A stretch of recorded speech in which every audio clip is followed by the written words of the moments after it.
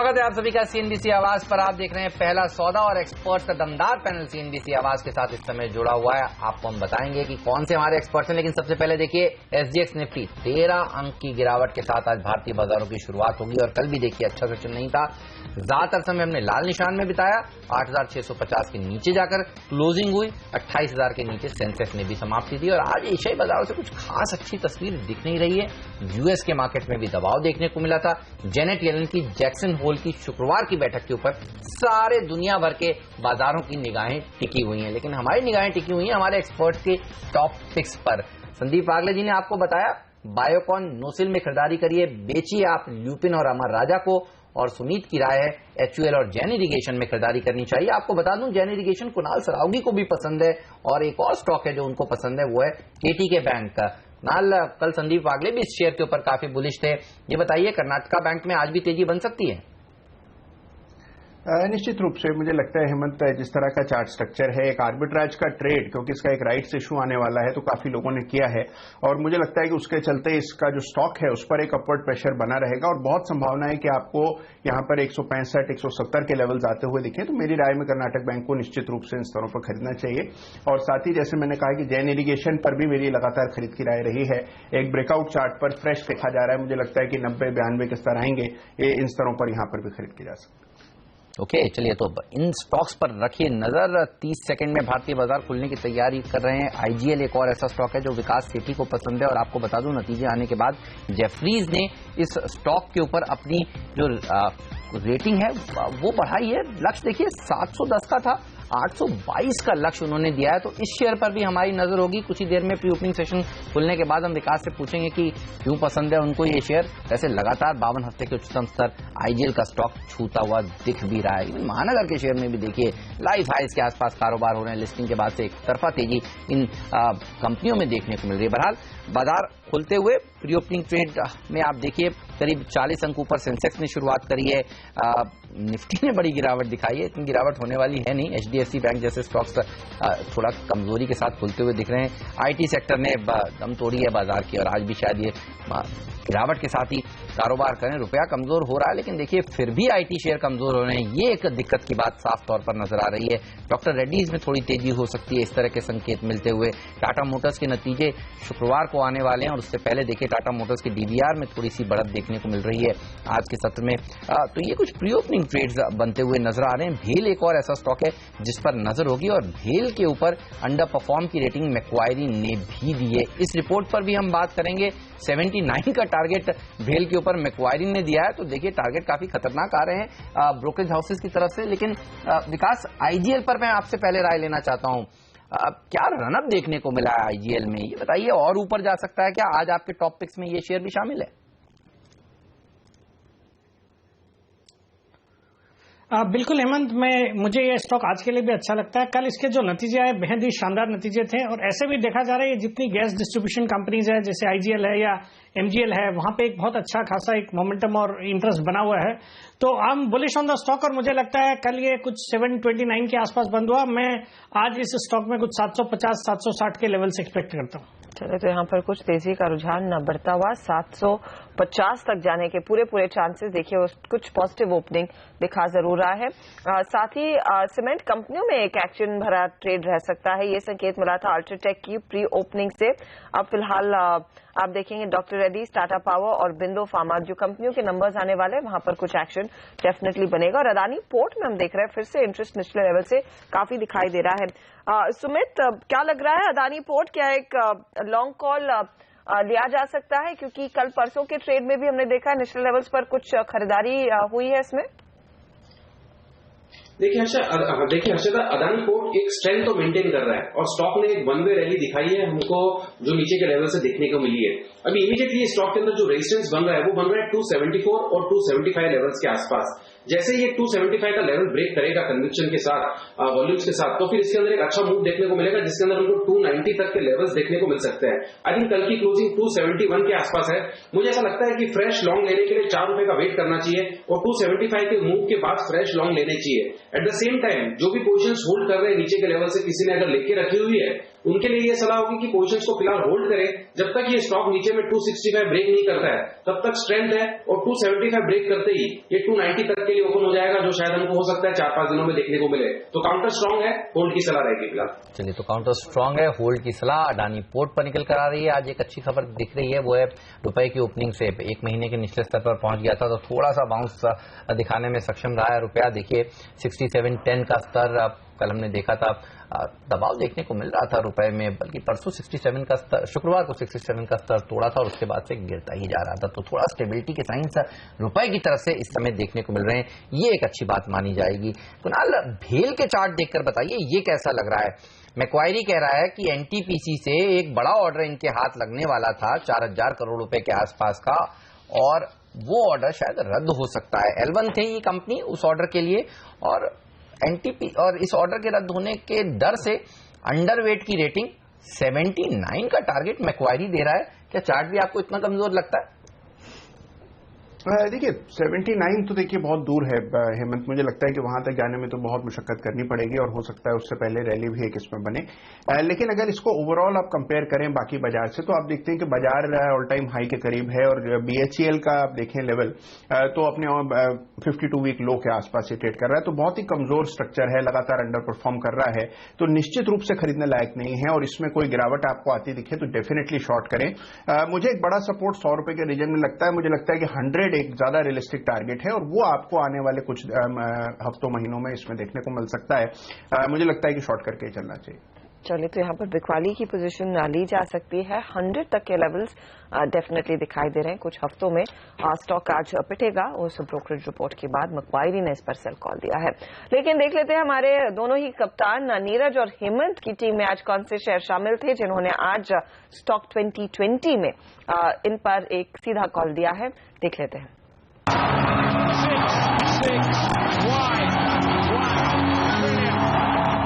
आइए देख लेते हैं मेरी पूरी टीम किस तरह से निकल कर आई। 10 के 10 बल्लेबाजों को आज टीम में शामिल किया है। डेल्टा कॉप में तेजी और बढ़ सकती है। राकेश झुंझुनवाला की हिस्सेदारी वाला एनसीसी भी अच्छा प्रदर्शन दिखा सकता है। नितिन गडकरी जिस तरह से सरकार से मांग कर रहे हैं और नए आरबीआई गवर्नर से मांग कर रहे हैं कि इंफ्रास्ट्रक्चर कंपनियों को 2% सस्ते में लोन दिया जाए, ये एक पॉजिटिव खबर हो सकती है। और फेस्टिवल सीजन आ रहा है तो देखिए ज्वेलरी की मांग बढ़ेगी। टीबीजी पर नजर रखिए।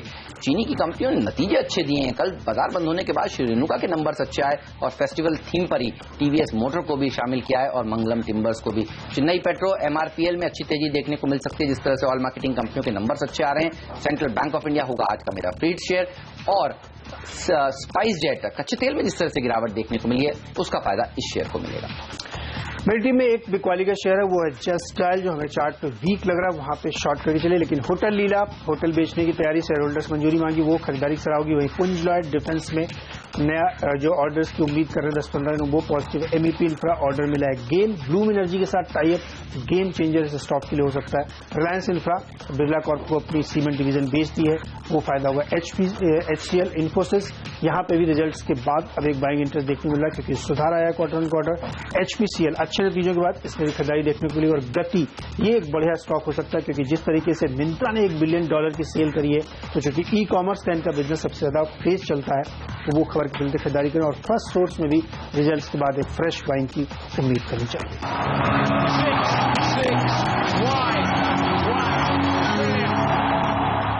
चलिए, तो तमाम स्टॉक्स हैं जो आज आपको इंट्राडे में अच्छे रिटर्न्स कमाने का दमखम रखते हैं। और बात करना चाहूंगा होटल लीला के ऊपर। शेयर धारकों से मंजूरी मांग रहे हैं चेन्नई और दिल्ली की प्रॉपर्टी बेचने के लिए, और इस तरह की खबरों पर ये खुलता मजबूत है। जनरली हमने देखा है। चार्ट्स कैसे लगते हैं इसके? आप देखिए आज भी 2% मजबूती के साथ खुलने के संकेत दे रहा है। क्या करना चाहिए जिनके पास शेयर है? सर हेमंत, अगेन ये स्टॉक काफी मतलब इट फ्लैटर्स टू डिसीव, हमेशा ऊपर जाता है और ऊपर में सेलिंग आती है। तो मैं ये 19 और 17 ये रेंज की बात करूंगा। जब तक ये 19 के ऊपर बंद नहीं होता है, वो भी वीकली चार्ट्स में, मुझे ये स्टॉक में इंटरेस्ट नहीं होगा। हाँ, अगर 19.5 वगैरह होता है तो ये 23-24 तक जा सकता है। चलिए 19.5 के पार निकलना इंपॉर्टेंट है। जैसे हेमंत ने कहा है, पहले भी ये काउंटर ऐसी ही खबरों पर एक्टिव रहता है और उसके बाद ज्यादा डेवलपमेंट नहीं आती, लेकिन इन्होंने शेयर धारकों से मंजूरी मांगी है वो कुछ प्रॉपर्टीज बेचने के लिए, और कंपनी के कर्ज जो है वो करीब 4.5 से 5,000 करोड़ का है और उसको कम करने की योजना कंपनी पहले भी बना चुकी है और उस पर एक और कदम ये फिलहाल उठा रहे हैं। आज मैं नोटिस कर रही हूं कि टेलीकॉम कंपनियों में कुछ एक पुलबैक के साइंस दिख रहे हैं। भारती एयरटेल आइडिया में प्री ओपन सेशन में हल्की खरीदारी होती दिखाई दे रही है। Sumit, Reliance communication in fact F&O list से बाहर निकल रहा है, बैन के बाहर निकल रहा है। कुछ स्टॉक में ज्यादा एक्शन तो है नहीं, यहाँ पर क्या ट्रेड आप सुझाएंगे? हर्षद, तेजी नहीं समझ में आ रही है। ये लोअर लेवल से कोई पुलबैक अगर देते हैं तो मतलब एक बार के लिए अवॉइड करना चाहिए। मेरे हिसाब से एक बार बाइंग से रुके। मुझे ऐसा लगता है कि एक बार और करेक्शन देखने को मिल सकती है। आपने स्पेसिफिकली आरकॉम के ऊपर पूछा। आरकॉम जब तक ये ऊपर में 53 रुपया 54 रुपए का लेवल नहीं तोड़ता है तब तक इसमें एक फ्रेश मूव मुझे नहीं लगता हमको कोई बहुत जल्दी देखने को मिलेगा। अभी एक बार ये 50 रुपए के आसपास चल रहा है और इसकी ओवरऑल रेंज समझ में जो आ रही है वो 46 से 53 के बीच में समझ में आ रही है। तो आई थिंक अगर यहाँ तो नीचे मिले 46 47 के आसपास, यहाँ तो तब बाय करना चाहिए या 53 ब्रेकआउट के बाद बाय करना चाहिए। प्रेजेंट लेवल्स पे एक बार बेटर रहेगा कि अवॉइड करें। एनसीडीज की देखिए होल्ड लग रही है बाजार में।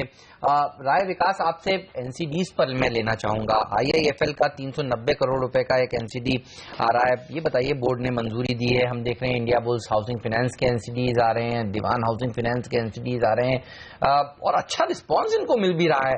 कैसे देख रहे हैं आप इनको, और इन कंपनियों में जो एनसीडीज ला रही हैं उनके लिए क्या अच्छी खबर है?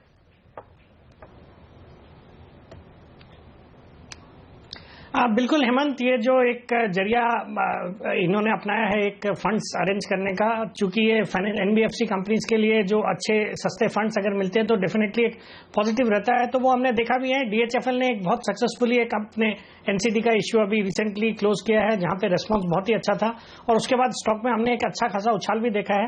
तो आई थिंक ये जितने जो इंडिया बुल्स हाउसिंग फाइनेंस है या आईआईएफएल भी जो एनसीडी के जरिए पैसा जुटाने के कर रहे हैं, that should be considered as positive for these companies.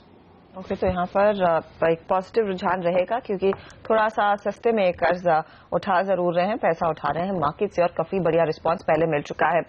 Two wheeler कंपनियों में कल एक करेक्टिव मूव जरूर आया था, लेकिन हीरो मोटो कॉर्प ओपन सेशन में साइंस दिखा रहा है कि शायद एक पॉजिटिव ओपनिंग देखने को मिलेगी। M&M भी कुछ हल्का सा पॉजिटिव है। हीरो मोटो मेरी स्क्रीन पर तो इनफैक्ट 1% ऊपर ट्रेड कर रहा है।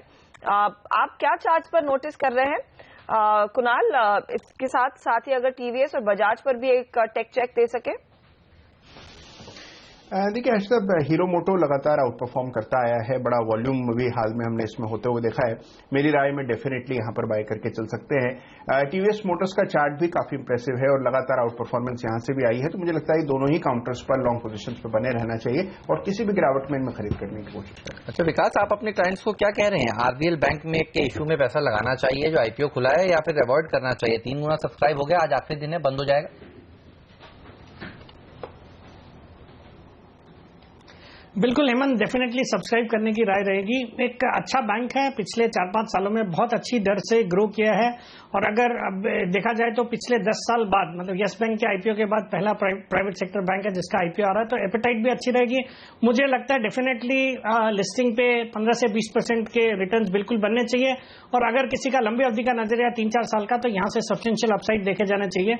इसको अगर हम जो सेकेंडरी मार्केट में लिस्टेड बैंक्स है उससे कंपेयर करें तो डीसीबी एक सिमिलर सा बैंक है, तो उसके कंपैरिजन में वैल्यूएशंस भी थोड़े सस्ते हैं और बाकी एक बहुत ही ट्रांसफॉर्मेशनल चेंजेस इस बैंक के परफॉर्मेंस में देखने को मिला पिछले 4-5 सालों में। तो I am bullish on the stock और मुझे लगता है बिल्कुल आईपीओ में अप्लाई करना चाहिए। चलिए, तो इसके आईपीओ में अप्लाई करना चाहिए, लेकिन एक ग्रुप हर्षदा जो आज भी मुश्किल में रह सकता है वो है वेल्सपन ग्रुप। आप देखिए दूसरे दिन लगातार वेल्सपन इंडिया लोअर सर्किट पर खुलता हुआ दिखेगा, तो आज दूसरे दिन एक बड़ा एक्सीडेंट और देखना होगा वेल्सपन इंडिया के अलावा वेल्सपन कॉर्प, वेल्सपन एंटरप्राइजेज, इन शेयरों में भी क्या गिरावट देखने को मिलती है। हमने कल आपको बताया था कि टारगेट के साथ जो बड़ी रिटेल चेन है, डिस्काउंट चेन है यूएस की, अब इनके करार टूट रहे हैं, मुश्किल का दौर आता हुआ अब और देखना होगा। कल मैं देखा 4-5 लाख शेयर ही बिके और लोअर सर्किट लग गया। मेरे ख्याल में खुलते ही वो लोअर सर्किट पर आया था।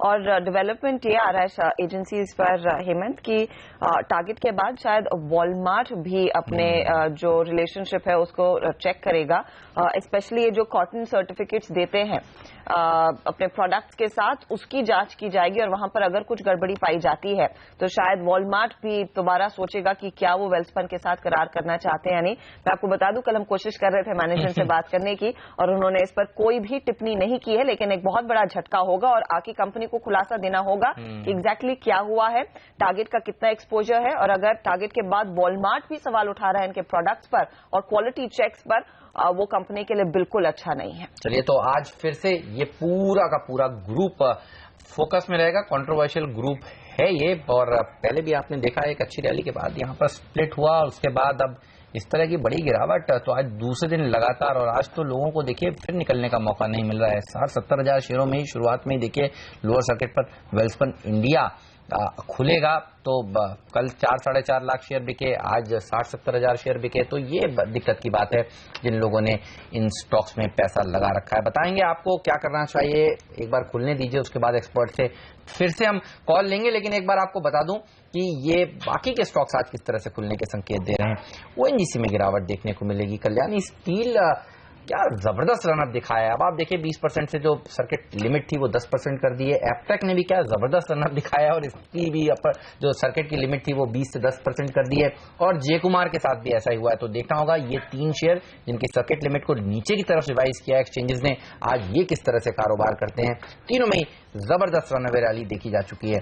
नजर होगी आज आईसीआईसीआई बैंक पर भी, आप देखिए करीब करीब 1% नीचे खुलने की शुरुआत कर रहा है। तो आईसीआईसीआई बैंक हैवी वेट है, ओएनजीसी हैवी वेट है, हिंडाल्को, इवन सीमेंट कंपनियां दूसरे दिन लगातार देखिए यहां पर प्रॉफिट बुकिंग देखने को मिलेगी। इस तरह के संकेत मिल रहे हैं। भारतीय बाजारों में भी कोई बहुत दमदार तेजी या फिर बड़ी गिरावट नहीं देखने को मिल रही, बिल्कुल सपाट खुलने के संकेत दे रहे हैं।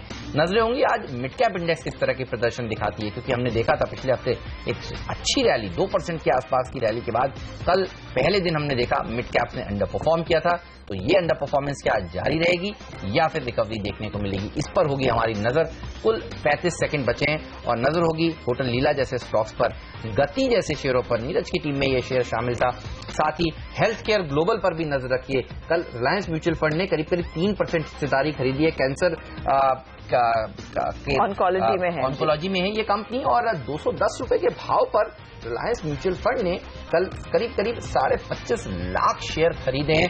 तो देखना होगा, हाल ही की लिस्टिंग मार्च में ये लिस्ट हुआ था और अब वहां पर बड़ा म्यूचुअल फंड हिस्सेदारी खरीदता हुआ कल डिस्क्लोजर निकल कर आया। तो ये तमाम शेयर हैं जिस पर नजर होगी। और अब आप देखिए बाजार खुलते हुए 30 अंक ऊपर सेंसेक्स से शुरुआत करी है। निफ्टी बिल्कुल सपाट खुला है 8,628 पर, लेकिन कुछ स्टॉक्स जिन्होंने खराब नतीजे दिए हैं उनमें देखिए किस तरह की गिरावट देखने को मिल रही है। ऑल कार्गो 4% नीचे खुलता हुआ दिख रहा है, और जिस तरह से बड़े ब्रोकरेज हाउसेज ने डाउनग्रेड किया है HPCL को, आप देखिए JP मॉर्गन ने डाउनग्रेड किया, न्यूट्रल का कॉल दिया। CIBM अपना जो बेचने की राय थी उस पर कंटिन्यू था। CLSA ने बाय से सेल किया। ये वो स्टॉक है जो दबाव के साथ खुलता हुआ दिख रहा है। वन टाइम गेन हुआ है ऐसा कह रहे हैं इन्वेंट्री गेन्स के चलते, और नतीजों से ज्यादा लोग खुश नहीं है। IGL के ऊपर brokerage houses bullish. Macquarie Jefferies कह रहा है कि उन्होंने टारगेट 710 से 822 कर दिया है। यहां पर एक तेजी देखने को मिल रही है। इसके अलावा नजर रखिए भेल पर भी जिस तरह से खतरा है कुछ बड़े ब्रोकरेज हाउसेस को कि इनके ऑर्डर्स आगे चलकर कैंसिल हो सकते हैं। मैक्वायरी ने 79 का टारगेट दिया है, 2% नीचे ये शेयर भी खुलता हुआ। और जो सर्किट फिल्टर रिवीजन हुआ है कल्याणी स्टील का, देखिए यहां पर भी दबाव देखने को मिल रहा है। दूसरी तरफ सर्किट फिल्टर रिवीजन का जे कुमार इंफ्रा को कोई असर नहीं पड़ा है। आप देखिए इस शेयर में 3% की तेजी देखने को मिल रही है। पुंज लॉयड खबरों के दम पर 2% ऊपर खुलता हुआ। श्रीनुका के नंबर्स अच्छे, यहां पर तेजी बरकरार है। इवन एपटेक पे भी कोई असर नहीं हुआ है, 20% से 10% सर्किट फिल्टर की डिवीजन जरूर हुआ, लेकिन हर्षदा इस शेयर में भी मजबूती देखने को मिल रही है। आज एक अच्छी चीज मुझे दिख रही है कम से कम शुरुआत में, वो ये कि इन्फोसिस में कुछ बाइंग हो रही है, 1% ऊपर है। 52 हफ्ते के निचले स्तर पर कुछ वैल्यू बाइंग नजर आ रही है ऐसा लग रहा है। जी हाँ, और ये शायद अगर अपनी चाल और सुधारता है, उम्मीद है कि वो सपोर्ट जरूर करेगा मार्केट को। हम पहले भी चर्चा कर रहे थे अदानी पोर्ट की, ये भी करीब करीब 1% ऊपर खुला है। गेल, एक्सिस बैंक, ITC और HUL में भी हल्के खरीदारी के अंश देखने को मिले। लेकिन इंफ्रा कंपनियां, MEP इंफ्रा, इनको एक छोटा ऑर्डर मिला है करीब 80 करोड़ का, उसका पूरा असर 4% की तेजी स्टॉक में देखने को मिल रही है। साथ ही नजर रखिए श्रीराम EPC के शेयर पर भी 24 पर ट्रेड करता हुआ 11% से ज्यादा का छलांग इसमें आया है। 1350 करोड़ का ऑर्डर इनके हाथ लगता हुआ दिखाई दिया है। फाइजर, इन्होंने इनफैक्ट ग्लोबल लेवल पर एक बड़ी डील की है। इनकी पेरेंट कंपनी ने $14 बिलियन में एक कंपनी एक्वायर करने का मन बनाया है और काफी अग्रेसिव प्लान्स है कंपनी के। तो इंडियन एंटिटी जो है उस पर भी इसका असर पड़ता हुआ 3.5% ऊपर ये स्टॉक खुला है। क्लारिस लाइफ साइंसेज, ये कंपनी फिर से अखबारों में सुर्खियों में आने लगी है, 2% ऊपर फिलहाल ये काउंटर। आपको याद होगा पिछले साल कार्लाइल ग्रुप ने अपनी हिस्सेदारी बेची थी, लेकिन अब ऐसी खबरें आ रही हैं कि कार्लाइल ग्रुप ही कंपनी के इंजेक्टेबल बिजनेस में पैसे लगा सकती है और कंपनी को एक तगड़ा वैल्यूएशन भी मिलेगा उस कारोबार को। उस खबर पर स्टॉक थोड़ा सा एक्टिव है। मिंदा कॉर्पोरेशन जो हमारे जानकारों के रेडार पर पहले रहा है, इस पर भी हम देख रहे हैं आज कुछ मजबूत शुरुआत आती हुई दिखाई दी है। यही नहीं, आप देखेंगे स्पाइस जेट, जेट एयरवेज जैसे काउंटर्स में भी खरीदारी साफ होती हुई दिखाई दे रही है। मिंदा में मेरे ख्याल में कुछ फंड्स ने बिकवाली की है 1160 के भाव पर या 1600 रुपए के, 116 रुपए के भाव पर। डेल्टा कॉप, डिश टीवी, ये दूसरे काउंटर्स है जहां पर थोड़ा सा एक्शन बढ़ता हुआ जरूर दिखाई दिया है। गति में कुछ पॉजिटिव रुझान, और कल आपको याद होगा KRBL, Kohinoor foods, LT foods में कुछ एक्शन था। बाजार बंद होते होते इन काउंटर्स में हमने देखा हल्की सी शुरुआत तेजी की बनती हुई दिखाई दे रही है। होटल लीला भी आपकी स्क्रीन पर लेकर आते हैं। यहां पर किस तरह की ओपनिंग देखने को मिल रही है। वो स्टॉक 2-2.5% ऊपर है उस डेवलपमेंट पर कि अपनी कुछ प्रॉपर्टीज बेचने के लिए शायद होल्डर से वो बातचीत कर रहे हैं। बिल्कुल, भेल लेकिन सबसे बड़ा लूजर है एफएनओ में। देखिए 3% की गिरावट, और हम आपसे कह रहे थे नजर होनी चाहिए आपकी वेल्सपन ग्रुप पर। आप देखिए किस तरह की मार पड़ी है आज फिर से। आज कुल आप देखिए 2-2.25 लाख शेयर में ही लोअर सर्किट लग गया है वेल्सपन इंडिया में। वेल्सपन इंडिया की जो टावल्स बेडिंग्स के कारोबार में है कंपनी, इसके लिए खराब खबरें कल निकल कर आई और आप देखिए दूसरे दिन लगातार 20% का लोअर सर्किट यहां लगता हुआ।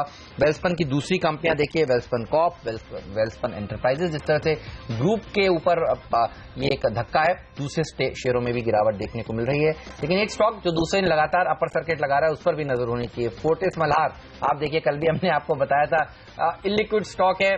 फोर्टिस ग्रुप की जो रिस्ट्रक्चरिंग हुई है उसका फायदा इसको मिला है। आज फिर फोर्टिस मल्हार के शेयर में 20% के अपर सर्किट लगते हुए दिख रहे हैं। तो फिर देखिए अब 80 रुपए हो गया है। कल भी अच्छी तेजी यहां पर देखने को मिली थी। न सिर्फ HPCL, आप देखिए कुछ और स्टॉक्स हैं जहां दबाव देखने को मिल रहा है। रियल एस्टेट कंपनियां देखिए, HDIL, DLF, ये शेयर प्रेशर में है। जिस तरह से एक्सपेक्टेशंस यही कि उर्जित पटेल जी भी उसी रीति को आगे बढ़ाएं जो डॉक्टर राजन की है, तो फिर ब्याज दरें घटने के लिए आपको थोड़ा इंतजार करना पड़े। तो ये वो सेक्टर है जो आज थोड़ा सा फिर से निराश होता हुआ दिख रहा है। लेकिन एक सेक्टर जो सबसे अच्छा प्रदर्शन दिखा रहा है वो तो साफ तौर पर इंफ्रा सेक्टर ही है। श्रीराम EPC 17% ऊपर, यूनिटी इंफ्रा कल भी आप देखिए हम आपको बता रहे थे अच्छी तेजी देखने को मिली, आज 7.5% ऊपर है। जे कुमार इंफ्रा में तेजी देखने को मिल रही है। पुंज लॉयड भी इंफ्रास्ट्रक्चर के साथ आप जोड़ सकते हैं। और रेलवे शेयर देखिए, टीटागढ़ वैगन 2% की मजबूती दिखा रहे हैं। तो इंफ्रा शेयरों में जबरदस्त तेजी देखने को मिल रही है। हर्षदा जी हाँ, एक बहुत स्मार्ट मूव, और इनमें से कौन सा बेस्ट पिक रहेगा, इसी के साथ फिर से चर्चा की शुरुआत करते हैं हमारे जानकारों से। संदीप, मैं आपकी राय लेना चाहूंगी। जैसे हेमंत ने मेंशन किया, MEP इंफ्रा 4% ऊपर, यूनिटी इंफ्रा में अच्छी तेजी बनती हुई। पिछले कुछ दिनों में हमने देखा था IRB जैसे काउंटर्स जो आपके रेडार पर है भी, आपने इस पर एक बाय कॉल दिया था, काफी एक्शन था। लेकिन ये 2 और काउंटर्स, क्या खरीदारी की जाए? हर्षदा, व्यू अभी भी पॉजिटिव बन रहा है। मैं IRB के साथ अभी भी जाना चाहूंगा। 235 है, ऑन अ करेक्टिव मूव 232, 233 के आसपास मिलता है। मुझे नहीं लगता ये 225 ब्रेक करेगा। ऑन द अपसाइड 245 to 248 ये अगले 2 या 3 दिनों में आ सकता है। ओके, तो इस पर नजर रखिए। और जिस तरह से देखिए लॉजिस्टिक स्टॉक्स गति के ऊपर नजर रखिए, 3% मजबूती के साथ ट्रेड कर रहा है। दिल्ली में अब 4 दिन का सेशन आज से शुरू होने वाला है। महाराष्ट्र में अगले हफ्ते सेशन शुरू होगा और GST संशोधन बिल को रेटिफाई करेगा। और हमने देखा है बिहार, हिमाचल, असम, झारखंड में इस बिल को पहले ही पास कर लिया गया है। तो ये स्टॉक्स जो हैं लॉजिस्टिक्स सेक्टर आज फिर अच्छा प्रदर्शन दिखाते हुए, ऑल कार्गो को छोड़ दीजिए क्योंकि उसके नंबर्स अच्छे नहीं आए, लेकिन BRL लॉजिस्टिक्स, गति जैसे शेयरों में एक अच्छी तेजी देखने को मिल रही है। इस थीम के साथ क्या जाना चाहेंगे वागले साहब? कोई शेयर, गति या फिर स्नोमैन आपको अच्छा लगता है? आपका फेवरेट रहा है स्नोमैन, मुझे याद है, या कोई और स्टॉक? क्योंकि सरकार ने जिस तरह से कोशिश करी है GST बिल को अब लोकसभा राज्यसभा से पास कराने के बाद छोटे छोटे राज्य जो हैं वो भी इसको पास करा रहे हैं। कोई शेयर में आप ट्रेड करना चाहेंगे, अवॉइड करेंगे इस खबर के दम पर?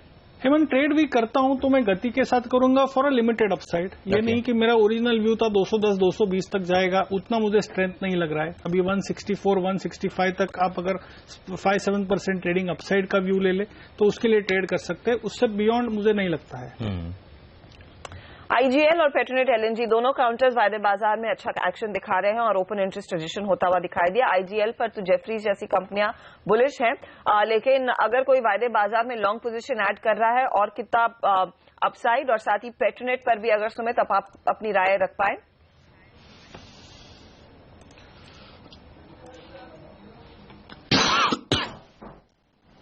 338 के आसपास ये ट्रेड कर रहा है। 342 के ऊपर जैसे ये ट्रेड करने में स्टार्ट होगा तो हमको 348 से 350 देयर इज अ पॉसिबिलिटी शायद 1 से 2 दिनों में ही हमको देखने को मिल जाए।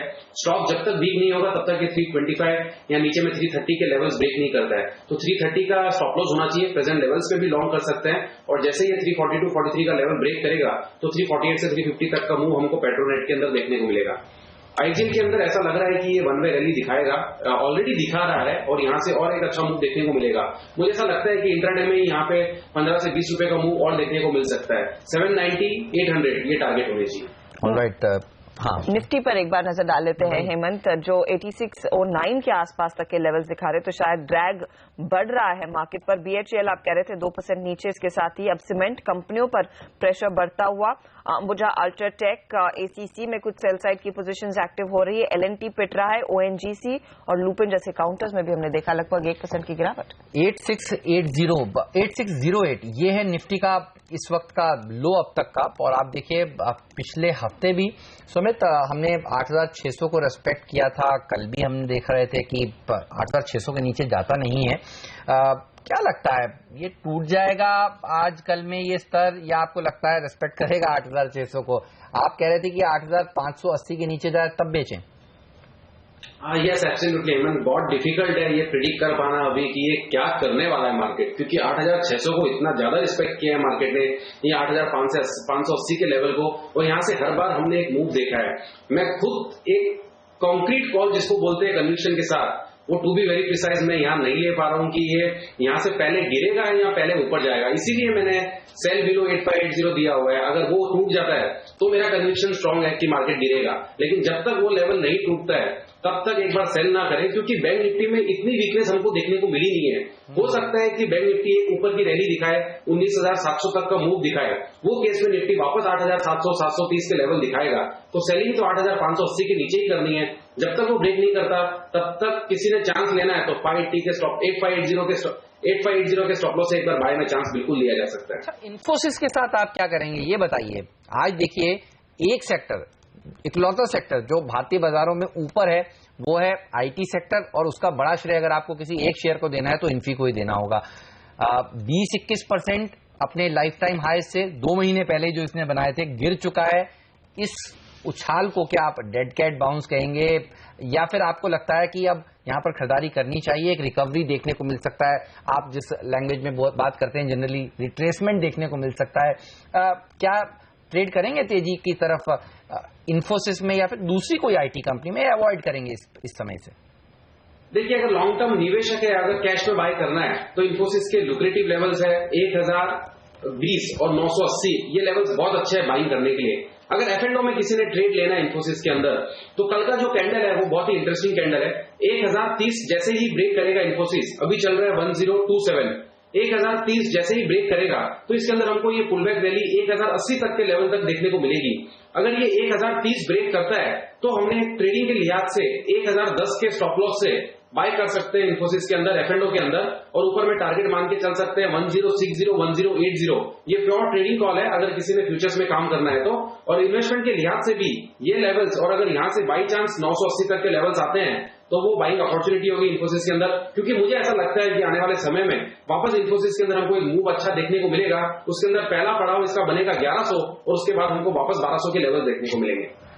इस बीच सीमेंट कंपनियां हैं जो कमजोर है, और खासतौर से दिग्गज सीमेंट कंपनियों में अल्ट्राटेक 1% नीचे, अंबुजा सीमेंट में लगभग 1% का नुकसान देखने को मिल रहा है, और छोटी कंपनियों में गुजरात सिद्धि, ककाटिया सीमेंट जैसे काउंटर्स में बिकवाली बढ़ने लगी है। कुणाल, क्या स्थिति दिख रही है, क्योंकि ये एक बहुत ही टाउटेड क्षेत्र रहा है, भर भर के यहाँ पर लोगों ने पोजीशंस ली इस उम्मीद में कि वो कंजम्पशन डिमांड की एक बहुत स्ट्रॉन्ग स्टोरी सीमेंट कंपनियों में रहेगी। अब क्या चार्ट्स पर थक रहे हैं ये काउंटर्स? देखिए, अभी कोई संकेत नहीं है आशिता, अभी भी चार्ट्स काफी मजबूत हैं। अल्ट्राटेक जिसकी आपने बात की वो अपने लाइफ टाइम हाई के आसपास ट्रेड कर रहा है। मुझे नहीं लगता कि कोई कमजोरी का संकेत है। 1% की गिरावट बिल्कुल मुझे लगता है स्वाभाविक है इस बड़े रनअप के बाद। तो मुझे इसमें लगता है कि एक अपॉर्चुनिटी है खरीदने की। मुझे लगता है कि एक बार के लिए ये जो स्टॉक है 4000 को पार करेगा। ओके, शालीमार पेंट देखिए हर्षदा, पिछले कुछ दिनों में किस तरह की तेजी दिखाई है इसने। आज भी 5% मजबूती के साथ शेयर ट्रेड कर रहा है। 45% का रनअवे रैली इसी महीने स्टॉक में देखी जा चुकी है। तो कुछ स्टॉक्स पेंट के जो अच्छा प्रदर्शन दिखा रहे हैं और कुछ स्टॉक्स चीनी के जो अच्छा प्रदर्शन दिखा रहे हैं। आज खराब खबरें जरूर हैं, लेकिन देखिए अवध शुगर, डालमिया भारत शुगर अच्छी कंपनी है। अपर गैंजेस देखिए यहां पर भी तेजी देखने को मिल रही है। तो चीनी के शेयरों में सरकार कोशिश जरूर कर रही है कि प्राइस को कंट्रोल किया जाए। राजश्री शुगर देख लीजिए, यहां पर भी तेजी है। तो छोटी छोटी चीनी की कंपनियां आज फिर अच्छा प्रदर्शन दिखाती हुई, और कच्चे तेल में जिस तरह से गिरावट देखने को मिली है, आप देखिए जेट, स्पाइस जेट जैसे शेयरों में तेजी आज के सत्र में देखने को मिल रही है। हेमंत, इनफैक्ट चीनी का पूरा पैक काफी स्ट्रांग है। इसमें सिर्फ बलरामपुर चीनी और राणा शुगर में हम देख रहे हैं बिकवाली हावी है। तो शायद बाजार ने पहले ही रिएक्शन दे दिया, जैसे हम सुबह में भी चर्चा कर रहे थे कि लाइकलीहुड है कि फ्यूचर ट्रेड पर एक बैन लगाया जाए। वो स्टॉक लिमिट में कुछ बदलाव कर रहे हैं, लेकिन इस पर बाजार ने पहले ही रिएक्शन दे दिया। और आज का star performer of course Shri Renuka sugar है, नंबर्स के बल पर। एक काउंटर जहां पर बड़ा सौदा होता दिखाई दिया है वो है नितेश एस्टेट्स। 15% ऊपर है ये काउंटर। मेरे ख्याल में 1 करोड़ शेयरों की डील हुई है 14 रुपए के भाव पर, और वॉल्यूम एक्शन इसमें उसके बाद पिकअप होता हुआ दिखाई दिया है। चार्ट पर क्या ये एक रिलायबल काउंटर है, क्योंकि अब तक हमने देखा है उस ब्लॉक डील के बाद 10 डे एवरेज से कहीं ज्यादा ऑब्वियसली ट्रेड्स बनते हुए दिखाई दिए हैं। हर्षदा, पैटर्न तो काफी पॉजिटिव है ना। एक ही बात है, नेगेटिव बात है कि 15% ऑलरेडी चल चुका है, लेकिन पैटर्न वाइज मैं समझता हूं ये 1750, 18 तक जा सकता है। तो उस हिसाब से यहां पर भी बाइंग की जा सकती है 14 रुपए के स्टॉप लॉस से for a target of around 18। चलिए, तो ये नितेश स्टेट्स के लिए खबर आती हुई, लेकिन एमईपी इंफ्रा में भी तेजी देखने को मिल रही है। आईजीएल है आज का स्टार परफॉर्मर तो साफ तौर पर। और देखिए, ये विकास सेठी ने अपनी टीम में अपनी लिस्ट में शामिल किया था। सुमित को भी लगा कि यहां पर और तेजी हो सकती है। 822 रुपए का टारगेट दिया है, एक नया 52 वीक हाई होगा ये। इवन अगर एक बार महानगर गैस को लाएं, जो हाल ही की लिस्टिंग है, वो भी देखिए लिस्ट होने के बाद हर रोज नए हाईस लगा रहा है। ये जो स्पेस है वो काफी अट्रैक्टिव है। तो पीएनजी वाली सेवाएं देने वाली, सीएनजी सेवाएं देने वाली जो कंपनियां हैं, उनमें देखिए क्या जबरदस्त तेजी देखने को मिल रही है। आप अगर चार्ट देखकर बता सकें कुणाल, आपको भी ये स्पेस अट्रैक्टिव लग रही है क्या महानगर के? हालांकि रिलेटिवली कम आपके पास डेटा होगा, इसके चार्ट्स भी देखकर अगर बता सके तो। डेफिनेटली हेमंत, हालांकि देखिए आईजीएल में मैं कोई कमेंट नहीं करूंगा, लेकिन उसका अलावा जो ये पूरा सेगमेंट है मुझे लगता है कि बहुत पॉजिटिव लगता है। मुझे लगता है और बड़ा अपसाइड इन सभी स्टॉक्स में जिनका आपने नाम लिया इसमें और देखने को मिल सकता है। मुझे लगता है 5 से 10% की अपसाइड की गुंजाइश और दिखती है। तो आगे और अपसाइड की गुंजाइश जरूर है स्टॉक में। एविएशन कंपनियां जैसे हेमंत भी मेंशन कर रहे थे, इस पर संदीप, जेट एयरवेज 553 पर ट्रेड करता हुआ, स्पाइस जेट में एक अच्छा उछाल। इंटरग्लोब एविएशन पर भी एक नजर डाल लेते हैं, क्या वहां पर भी तेजी बनती हुई दिखाई दे रही है? वो आपकी स्क्रीन पर लेकर आएंगे स्टॉक इंटरग्लोब एविएशन का। इनफैक्ट ये थोड़ा सा मंदा पड़ा है, 1% तक की गिरावट यहाँ पर। जेट या स्पाइस जेट, क्या एक बेटर ट्रेड रहेगा? हर्षदा, जेट में मैं प्रिफर करूंगा। मैं समझता हूं वंस 553 ब्रेक करता है ये स्टॉक 570 तक जा सकता है, मे बी 2 या 3 ट्रेडिंग सेशन में। ताज जीवी के एक और ऐसा स्टॉक है, देखिए होटल शेयर। खबर आई है हालांकि होटल लीला के लिए, लेकिन ताज जीवी के बड़े अप मूव्स दे रहा है पिछले कुछ दिनों में। एक दिन बढ़ता है, एक दिन गिरता है। कल हमने देखा था गिरावट देखने को मिल रही थी, परसों चल रहा था कि इंडियन होटल्स के साथ मर्जर होगा, अब तो शायद तेजी हो जाएगी। लेकिन इस स्टॉक ने भी बहुत अच्छा रनअप दिया है। अगर कुछ मीडियम टर्म्स के चार्ट देखकर बताइए वागले साहब, ये शेयर आपको कैसा लगता है? क्योंकि हमने देखा है एक जबरदस्त रनअवे रैली स्टॉक में देखने को मिली, अनयूजुअल सी रैली जिसे कहते हैं। नहीं हेमंत, कुछ खास पैटर्न ऊपर में बिकवाली आती है। 140, 150 के आसपास वापस सेलिंग आएगा, तो लिमिटेड अपसाइड। हाँ, 120, 140 ये रेंज में कहूंगा। ओके, तो थोड़ी सी रेंज देखने को मिलेगी, लेकिन मेरे ख्याल में वो खबरों का ज्यादा डेवलपमेंट है। कल इस स्टॉक ने थोड़ा सा ब्रेक जरूर लिया था, ऐसी खबरें थी बाजार में कि शायद इंडियन होटल्स के साथ इनका विलय हो सकता है। वो स्टॉक कल थोड़ा सा करेक्ट होता दिखाई दे रहा था, आज फिर 13% की गिरावट देखने को मिल रही है। खत्म कर दी है, परसों 20% चला, हाँ, कल गिरा और आज फिर पूरी रिकवरी देखने को मिल रही है। तो ये कुछ काउंटर्स है जहां पर एक्शन डेफिनेटली बनता हुआ दिखाई दे रहा है। इसी के साथ आप देखिए 8,611 पर निफ्टी 16 पॉइंट नीचे, मिड कैप इंडेक्स एकदम सपाट, बैंक निफ्टी 40 पॉइंट नीचे और सेंसेक्स में हम देख रहे हैं 45 अंकों की गिरावट देखने को मिल रही है। एडवांस डिक्लाइन रेशियो 1:1.03 है, यानी कि ज्यादा अंतर नहीं है बढ़ने और गिरने वाले शेयरों के बीच। इसी के साथ हम हमारे तीनों ही जानकारों से इजाजत लेंगे। कुणाल, सुमित और संदीप, शुक्रिया हमारे लिए समय निकालकर अपनी राय देने के लिए। हमारे साथ लेकिन अब जुड़ रहे हैं कुंज बंसल, जो एग्जीक्यूटिव डायरेक्टर और CIO है सेंट्रम वेल्थ मैनेजमेंट के। कुंज, गुड मॉर्निंग। आप इनफैक्ट मार्केट पर काफी बुलिश रहे हैं। ग्लोबल संकेतों को लेकर क्या कुछ घबराहट है कि जेनेट येलेन का बयान क्या कहेगा, किस तरह का रुझान फ्लोज पर आएगा अगर वो रेट हाइक लेकर आते हैं परहैप्स दिसंबर एंड तक? जी हाँ, मार्केट में मैं बुलिश रहा हूं और मार्केट ने काफी सपोर्ट भी किया है। अगर हम पिछले 5 महीने देखें, मार्च, अप्रैल, मई, जून, जुलाई, तो मंथ ऑन मंथ मार्केट ऊपर चलता रहा है। और उसके बाद इस महीने में अभी तक, हालांकि 7-8 ट्रेडिंग सेशन बाकी हैं, मार्केट एक तरह से फ्लैट है, ब्रॉडली मार्जिनली पॉजिटिव है। इंटरेस्ट रेट हाइक मुझे नहीं लगता यूएस में अभी नियर फ्यूचर में देखने को मिलेगा हमको।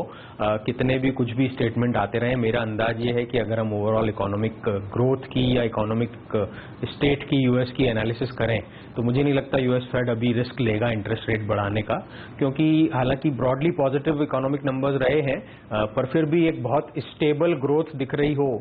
और जब globally anyway negative interest rate में जब सारे मार्केट जा रहे हैं, ऐसे में यूएस इंटरेस्ट रेट बढ़ा के और पैसा अट्रैक्ट करके और डॉलर को और अप्रिशिएट करने की रिस्क लेगा, ये सब मुझे लगता नहीं है। तो अगर हम वापस इंडिया पे आए ग्लोबल से, तो मुझे लगता है एक बार शॉर्ट टर्म में जो है ट्रिगर्स बाजार के लिए खत्म हो गए हैं। और जब मैं कह रहा हूं खत्म हो गए हैं तो दोनों तरफ, पॉजिटिव या नेगेटिव। जैसे कि रिजल्ट सीजन अब लार्जली पूरा हो गया है, कुछ एक रिजल्ट सीजन बचे हैं। मॉनसून सेशन पार्लियामेंट का पहले ही खत्म हो गया था, जो भी इवेंट थी उसमें मेन जीएसटी पासेज की इवेंट हमें पता है। आरबीआई गवर्नर का अनाउंसमेंट का डिसीजन आ चुका है। तो उस हिसाब से अभी मार्केट एक तरह से रेंज बाउंड रहेगा, क्योंकि दोनों तरफ के ट्रिगर्स नहीं है, पॉजिटिव भी नहीं है और नेगेटिव भी नहीं है। तो ये एक थोड़े शॉर्ट टर्म में अब इमीडिएट नियर फ्यूचर में मार्केट की धारणा रहेगी। बिल्कुल ट्रिगर्स की कमी है, लेकिन एक ट्रिगर जिस पर सारे बाजार की नजर होती है वो है फ्लोज। ये बताइए एफआई फ्लोज कैसे रह सकते हैं? कल जिस तरह से कैश मार्केट में छोटी ही सही 300 करोड़ रुपए की बिकवाली हुई, क्या लगता है खरीदारी जितनी होनी थी हो चुकी है एफआईएस की तरफ से, या ये वन ऑफ लग रहा है आपको? तो ऑफ कोर्स कुछ प्रॉपर इन्फॉर्मेशन निकालना तो बहुत मुश्किल होगा, पर पिछले ट्रेंड्स को देखें तो खाली कल एक नेगेटिव रहा है। उसके अलावा पूरे अगस्त महीने में $1 बिलियन प्लस का बाइंग हो चुका है। जनवरी फरवरी के जो नेगेटिव आउटफ्लो लें उसको भी मिला लें तो भी मुझे एग्जैक्ट नंबर याद नहीं, बट मेरे ख्याल से पिछले 7 महीने में करीब $5 बिलियन की बाइंग हो चुकी है। जैसा मैं पहले भी कह रहा था, ग्लोबली नेगेटिव इंटरेस्ट रेट का सिनेरियो चल रहा है। ऐसे में पैसा ढूंढ रहा है कि मैं कहां जाके इन्वेस्ट होऊं कि मुझे रिटर्न मिले। और ऐसे में इंडिया एक मार्केट है जहां मुझे लगता है कि अपॉर्चुनिटी रिटर्न की अभी भी रहेगी। हालांकि पिछले 5 महीने में 20-25% का मार्केट में रिटर्न आ चुका है और इसलिए जो एक शॉर्ट टर्म अपॉर्चुनिटी थी वो शायद ग्लोबल इन्वेस्टर्स के लिए खत्म हो गई है। पर अभी भी जो मीडियम से लॉन्ग टर्म इन्वेस्टर्स रहेंगे उनके लिए ग्लोबली मार्केट्स में इक्विटी में दूसरे मार्केट ढूंढना और बाकी एसेट क्लासेस में कमोडिटीज हुई या फिक्स्ड इनकम हुई या फॉरेन एक्सचेंज एसेट्स हुए, उनमें दूसरे एसेट ढूंढना भी मुश्किल है। और ऐसे में मुझे लगता है इंडिया में पैसा आता रहेगा। एक दिन का ऊपर नीचे से मुझे नहीं लगता कुछ फर्क पड़ने वाला है। एक ब्रॉड ट्रेंड के हिसाब से मुझे लगता है एफआईआई इनफ्लो आता रहेगा। न सिर्फ एफआईआई इनफ्लो, डोमेस्टिक इनफ्लो भी है। हमें एक चीज जो और बहुत इंपॉर्टेंट ध्यान में देने की जरूरत है, डोमेस्टिक इनफ्लो भी इक्विटीज में काफी आ रहा है और वो म्यूचुअल फंड्स के फ्लोज में दिख रहा है, वो नंबर ऑफ फोलियोज जो इंक्रीज हो रहे हैं उनमें दिख रहा है, एसआईपी इनफ्लोज में दिख रहा है। तो वो एक ट्रेंड है जो मुझे लगता है वो भी कंटिन्यू रहेगा। याद है जब भी आपसे बात हुई है आप वो भारतीय कंजम्पशन स्टोरी को लेकर काफी बुलिश रहे हैं और जिस तरह का पैसा अब आएगा आने वाले कुछ महीनों में OROP का हो या फिर 7th पे कमीशन का हो, उससे फायदा रहेगा। लेकिन आप देखिए ऑटो कंपनियां, हाउसिंग फाइनेंस कंपनियां और ऑटो में खासतौर से 2-व्हीलर स्टॉक्स, सीमेंट, पेंट्स, इनमें काफी तगड़ी रैली देखने को मिली है और छोटा बड़ा हर कोई शेयर भाग गया है। क्या आपको लग रहा है ये स्टोरी ओवरडन है या फिर अब भी मौके हैं, या फिर इस थीम में अब क्योंकि ज्यादा कुछ बचा नहीं है, आपने कुछ अलग से स्टॉक आइडेंटिफाई किया है जो कंज्यूमर थीम पर आगे और एक्टिव रह सकता है? जी हाँ, 2-3 बातें मैं कहूंगा कि एक तो वैल्यूएशन जो होता है स्टॉक का या मार्केट का भी ऑफ कोर्स फंडामेंटल्स पे डिपेंड होता है, पर फंडामेंटल्स के साथ शॉर्ट टर्म या मीडियम टर्म में सप्लाई और डिमांड भी कई बार वैल्यूएशन को डिटरमाइन करती है। और अभी जो है डिमांड फॉर इंडियन स्टॉक, जैसा हम अभी भी बात कर रहे थे, ग्लोबल फंड्स का भी हम इन्फ्लोज इंडिया में देख रहे हैं और डोमेस्टिक इन्वेस्टर्स का भी देख रहे हैं, तो डिमांड थोड़ी सी ज्यादा है और इकोनॉमिक की वेल नोन थ्योरी है कि डिमांड होगा तो भाव बढ़ेंगे और नहीं होगा तो भाव घटेंगे। तो मुझे लग रहा है वो एक कारण है कि वैल्यूएशन अभी ऐसा लगता है हमें हिस्टोरिकल मापदंडों में हम देखें तो ज्यादा लगते हैं। इनफैक्ट मैं स्टॉक आइडियाज पे भी मैं बात करूंगा, पर उसके पहले एक बात और बोलूं कि अगर हम मार्केट वैल्यूएशन की भी बात करें तो शायद पी रेशियो में हमें मार्केट लग रहा है कि हिस्टोरिकल एवरेज के थोड़ा सा ऊपर आ गया है। ऑफ कोर्स जो हिस्टोरिकल हाई है उससे अभी भी नीचे है, but at the same time मैं दूसरा मापदंड लूं मार्केट कैप टू जीडीपी का, तो उसमें हम अभी भी हिस्टोरिकली 150% पे गया हुआ है। और अभी मेरे नंबर थोड़े बहुत इधर उधर हो सकते हैं क्योंकि मार्केट आजकल रोज ऊपर नीचे होता है, अभी कुछ 80-85% market cap to GDP ratio है। तो उस मापदंड पे मुझे लगता है मार्केट अभी भी अगर देखा जाए तो इंडियन मार्केट में वैल्यूएशन गैप बाकी है, और इसलिए ऐसा कहना कि वैल्यूएशन बढ़ गए हैं उचित नहीं है। Having said that auto ancillaries की बात करें तो ऑटो में ऑफकोर्स काफी auto OEMs, original equipment manufacturers काफी चल गए हैं, बट ऑटो एंसिलरीज में जो है अभी भी काफी वैल्यूएशन भी अच्छे लग रहे हैं और ग्रोथ भी आने की उम्मीद है। तो मेरे जो 1-2 स्टॉक में आज आइडेंटिफाई किए हैं वो फिर भी ऑटो एंसिलरी नहीं, पर उन्हीं को सपोर्ट करती हुई एक और इंडस्ट्री है जो है NBFC, non banking finance company, और उनमें बहुत सारी कंपनीज हैं जो ऑटो फाइनेंसिंग करती हैं। तो ऑब्वियसली ऑटो की जो ग्रोथ हो रही है उनसे उनको भी फायदा हो रहा है। तो उसमें एक स्टॉक है सुंदरम फाइनेंस। सुंदरम फाइनेंस एक कंपनी है जो व्हीकल फाइनेंसिंग में काफी एक्टिव है और एग्रेसिव है और काफी सालों से बिजनेस में है।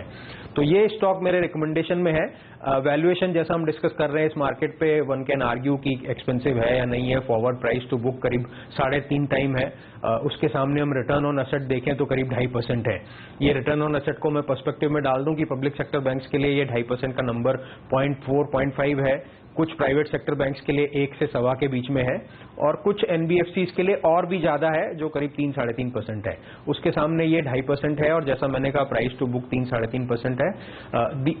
जो दूसरी और एक इंपॉर्टेंट बात है कि जब हम सुंदरम फाइनेंस का शेयर खरीदते हैं तो न सिर्फ हमें स्टैंड अलोन व्हीकल फाइनेंसिंग में एक्सपोजर मिलता है, सुंदरम फाइनेंस का 3 अदर बिजनेसेस में एक्सपोजर है, जो है हाउसिंग फाइनेंस, जो है इंश्योरेंस, और जो है asset management business, mutual fund business.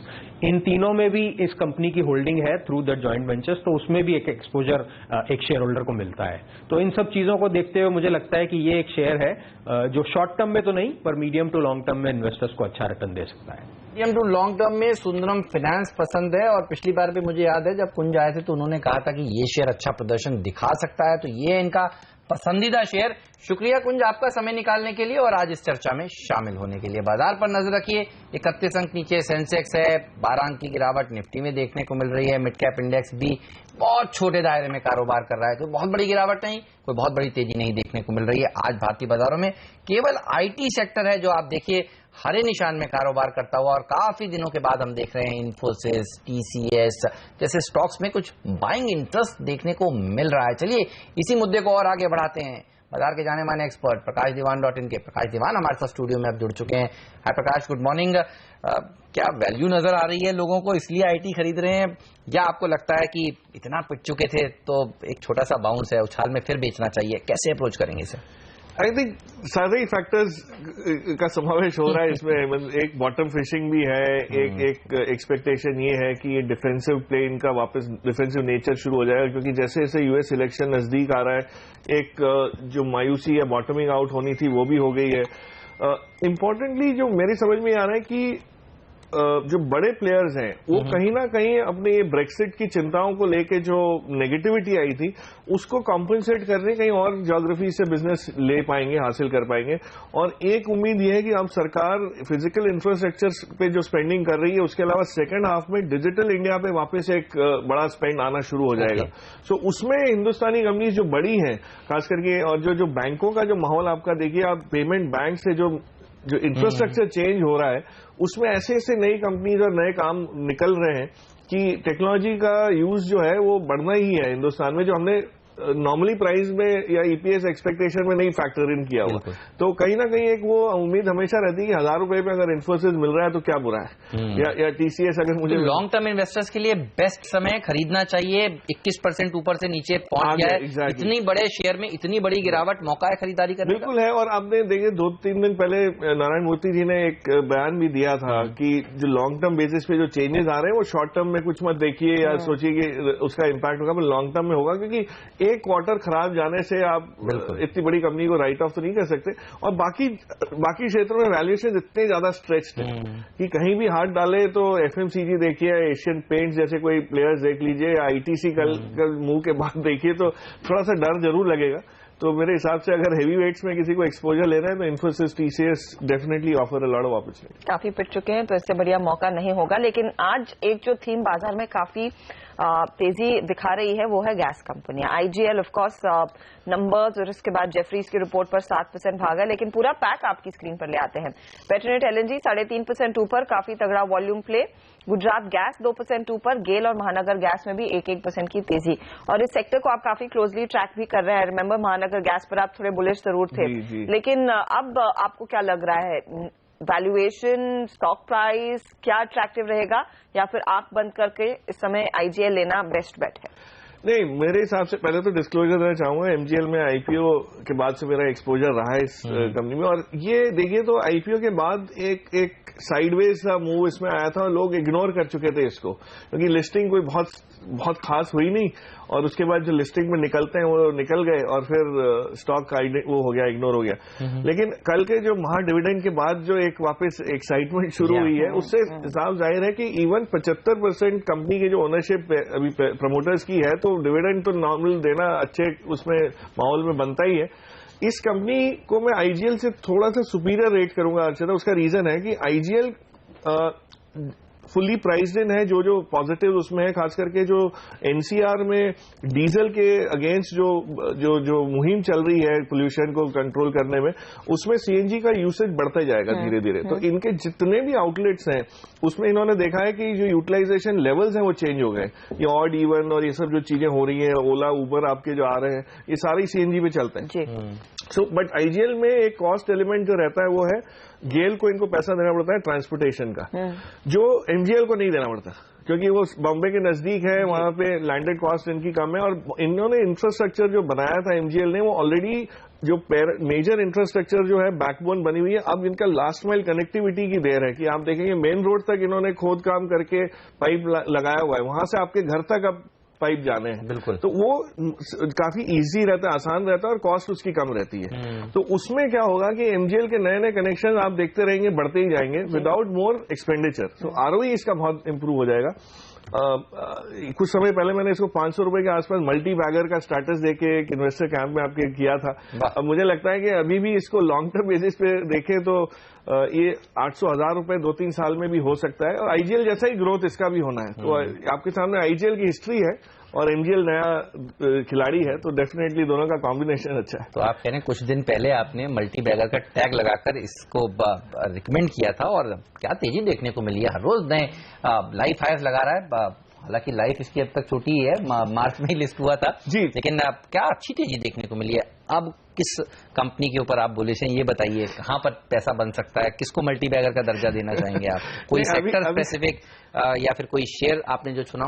नहीं, मल्टी बैगर्स थोड़े से डिफिकल्ट होते जा रहे हैं ढूंढने, क्योंकि काफी वैल्यूएशन है और इम्प्रूवमेंट जो आ रहा है ग्राउंड पे वो धीरे धीरे आ रहा है, जबकि प्राइजेस थोड़े से उससे पहले बढ़े हुए। आप देखिए जो व्हाइट गुड्स का क्षेत्र है उसमें मैंने देखा है कि काफी चेंज क्लियरली दिखना शुरू हुआ है।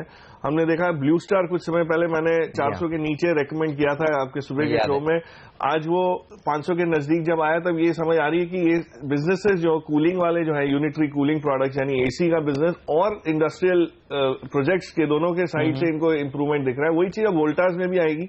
अभी तक वोल्टास में इंप्रूवमेंट जो आया है वो सिर्फ एसी के बलबूते आया है, लेकिन पिछले क्वार्टर के नंबर्स में एक इंटरप्रिटेशन आप देखें तो कूलर्स इन्होंने बेचे हैं, एयर कूलर्स जो पहले ये नहीं बेचते थे। सारे साल पिछले साल 60,000 कूलर बिके थे, इस क्वार्टर में 56,000 बिक गए।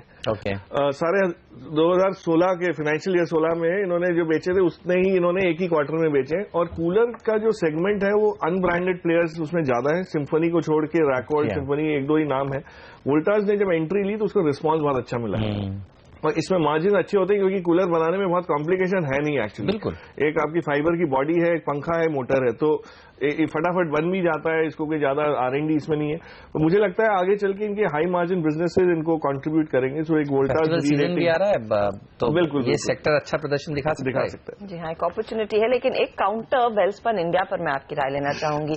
कल 20% का लोअर सर्किट, आज फिर एक लोअर सर्किट और मेरे ख्याल में इन्होंने एक्सचेंजेस को कल एक स्टेटमेंट जारी की है कि एक्सटर्नल ऑडिटर्स बिठाए गए हैं, जांच की जाएगी, लेकिन टारगेट ने साफ कहा है कि खराब क्वालिटी, आपने इजिप्शियन कॉटन बोला और कुछ और माल भेजा। अब इशू ये है कि शायद वॉलमार्ट भी अपने स्टॉक को इन्वेस्टिगेट करेगा, उसको इवैल्यूएट करेगा कि क्या क्वालिटी चेक्स रहे हैं।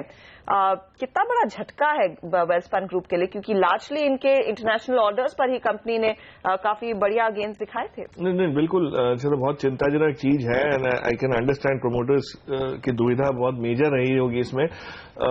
नो डाउट टारगेट का कंट्रीब्यूशन उन्होंने जो कॉन कॉल में शनिवार को बताया कि सिर्फ 10% है और इस पर्टिकुलर कंसाइनमेंट का सिर्फ 1% वैल्यू थी, लेकिन आप ये समझिए कि इस सेगमेंट का कंट्रीब्यूशन बाकी सब कस्टमर में मिला के बहुत हो सकता है, वो करीब 20-22% के करीब होने की उम्मीद है। और इससे एक चीज साफ जाहिर है कि वेल्सपन में तो एक सर्किट आज लगी, कल हो सकता है 10% की हो जाएगी, तो एक आध 10% की सर्किट भी लग जाएंगी।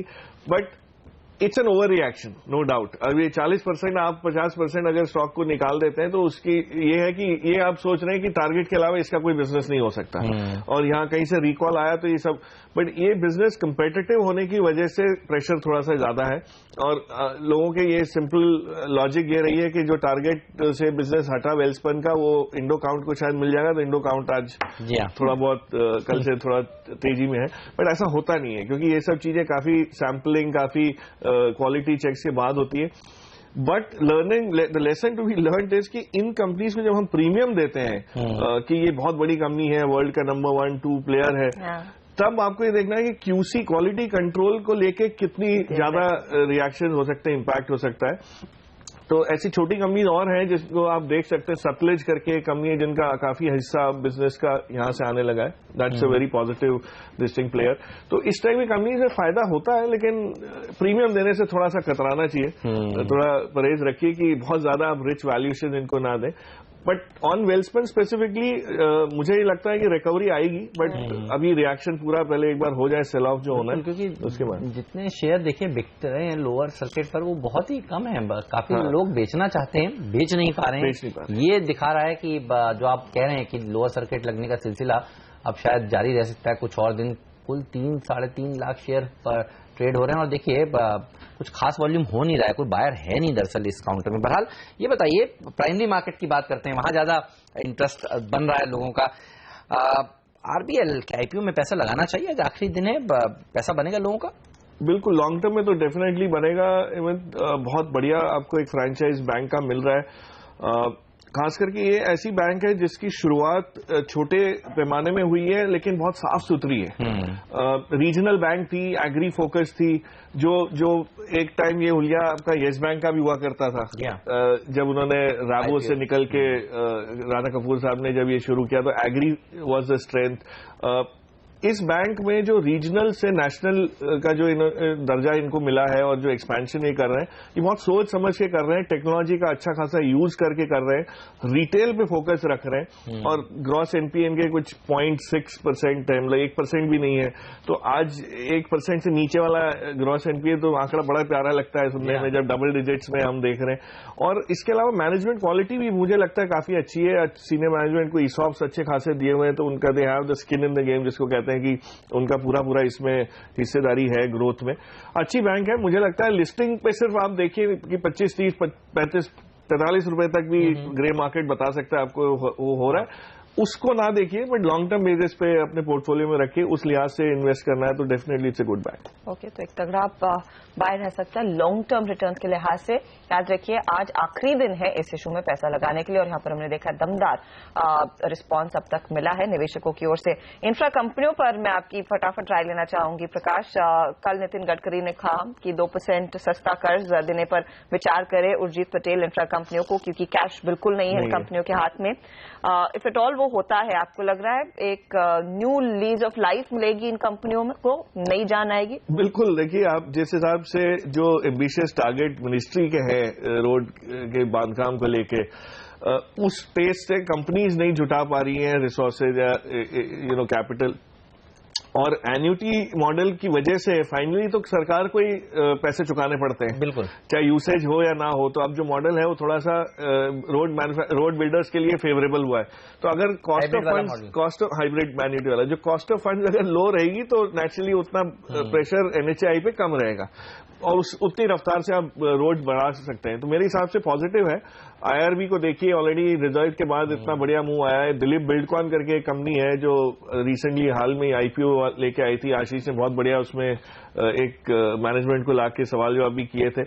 ये सब कंपनीज जो है जो पॉजिटिवली ग्रो हो सकती है with better access to funds, scale up कर सकती है, उसमें आपको बहुत अच्छा मूव दिखेगा और री रेटिंग भी हो सकती है इस सेक्टर की। चलिए, इस सेक्टर की रेटिंग हो सकती है। और आज इंटरेस्टिंगली देखिए रेलवे शेयरों में भी तेजी देखने को मिल रही है, और कल से ये मूव मैंने नोटिस किया है। इंफ्रास्ट्रक्चर के अलावा इंफ्रास्ट्रक्चर का ये एक बड़ा पार्ट है। देखिए टीटागढ़, स्टोन, करनेक्स, टेक्समैको, ये किस तरह के प्रदर्शन दिखा रहे हैं। तो रेलवे शेयरों में भी आज मजबूती देखने को मिल रही है। हालांकि प्रकाश, इस बार सुनने में आ रहा है कि रेल बजट और मेन बजट जो है वो क्लब हो जाएगा और मेन बजट पहले आ जाएगा। बहरहाल ये वो एक और ऐसा सेक्टर है जो मजबूती के साथ ट्रेड करता हुआ दिख रहा है। लेकिन शुक्रिया प्रकाश आपका, आपने समय निकाला CNBC आवाज पर आकर अपनी राय आपने हमसे शेयर करी। इसी नोट पर हम दोनों को दीजिए इजाजत, लेकिन आप बने रहिए CNBC आवाज के साथ। प्रियंका संभव हमारे साथ जुड़ेंगी और लेकर आएंगी कमोडिटी बाजार की ओपनिंग भी और सौदा आपका में आपके सवाल के जवाब। हमें दीजिए इजाजत, नमस्कार।